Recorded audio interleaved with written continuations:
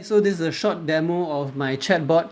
As you can see, the UI is designed to be like a messaging app. You can see a list of people you can chat with. Crash Landing on You guy, which is the Crash Landing on You is a popular Netflix series at this point in time, and Random Chinese Dude, which is me. Okay, you can see if I choose Random Chinese Dude, the pictures will be me, and then the words will be me. The greeting is as of a Random Chinese Dude.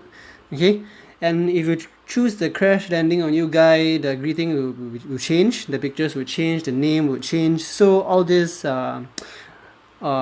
use local variables. Okay, so let's stick to Crash Landing on You guy. Okay, so the chatbot will greet you apparently, and then ask you if you want to talk about COVID-19 statistics or Singapore savings bonds details, or if you want to build apps for free. Yeah, so this chatbot uses natural language processing, so it will guess the intent of what the user is saying. So the user doesn't have to type exact words. So all this natural language processing bots are trained, okay, and they will detect what you're trying to say. So let's try to talk about COVID. So I don't have to type COVID exactly. Maybe I type COVID-1 instead of COVID-19. See if it understands. Okay, maybe not. So COVID virus, COVID stats maybe. Okay. Okay, yeah, so you can see even if I type COVID stats, it understands what I'm trying to ask for. So they'll show you all the latest numbers around the world, okay, which is this currently is the latest number, and then the latest number of a country, which is in this case we set to Singapore.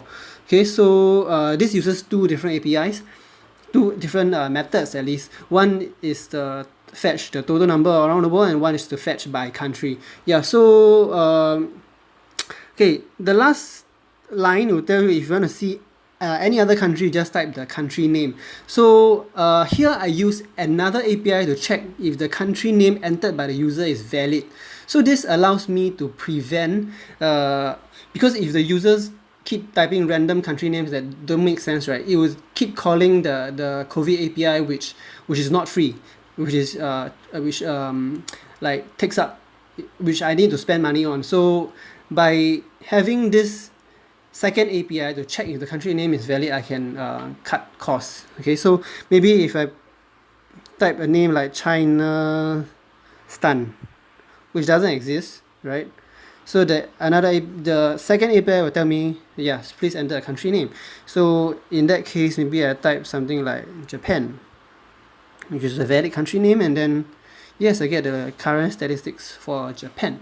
Okay, yeah. So let's start another conversation with this chatbot. Maybe now we just talk to random Chinese dude instead.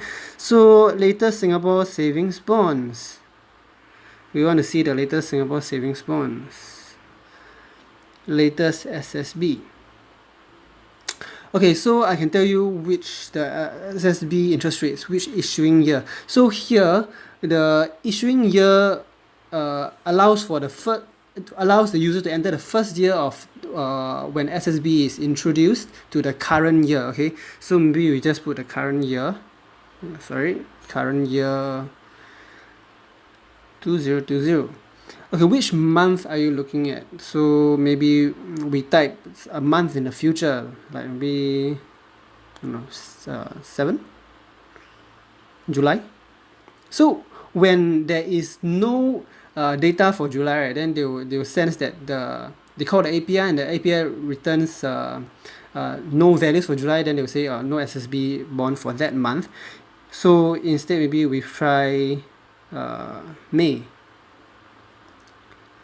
In fact, I don't really have to type 0 because 50, the algorithm is smart enough to know that I'm talking about May. Okay, so you can see this is the May's the SSB interest rates until 10 years later. Okay, so it's not a good interest rate because of the current economic conditions. Okay, so another thing to note is that this API that I'm calling for the Singapore savings bond is API that is made by me. So I have another app that exposes Singapore savings bond data, okay, as a API. So yeah, so this chatbot is actually fetching, I mean getting my another app, exposed Singapore savings bond API. Yep. Okay, so the last thing is that this chatbot can do is they ask you, would you like to build a simple app system for free? Okay, so okay, maybe I want to build apps, yep, for free. Okay, thanks for interest. Then they can so this chatbot will ask for the email of my email, the user's email. Yeah. So when I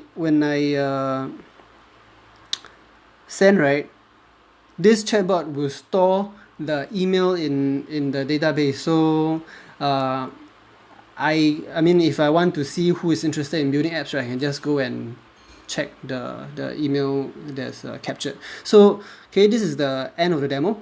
And the last thing to know is that the fact that we can have to and fro conversation with this chatbot, right, means that the user responses are captured by conversation ID. So things are remembered, and the bot remembers what was the previous thing said. Therefore it can reply like the way it does. Okay, thanks for watching. That's all for this demo.